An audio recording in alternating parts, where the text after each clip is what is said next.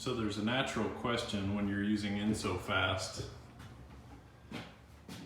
If I ever need to do a remodel or take the sheetrock off, how is it going to react?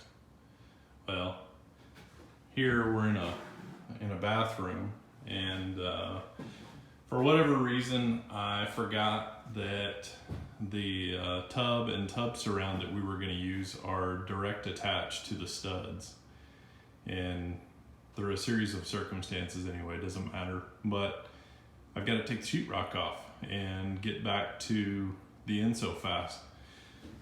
So I cut my line here with a utility knife and just cut all the way through the sheetrock.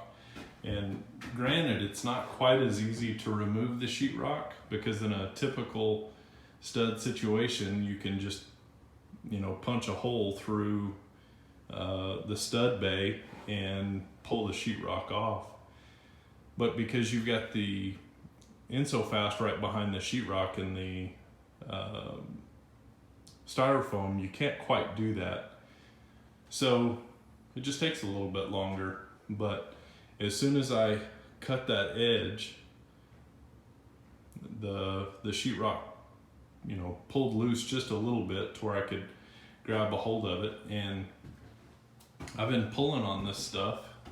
It's not been horrible by any stretch, but one of the concerns that I had is I wondered how good the screw connection was going to be, and furthermore, how good is the glue connection on the back of these plastic studs to the cinder block.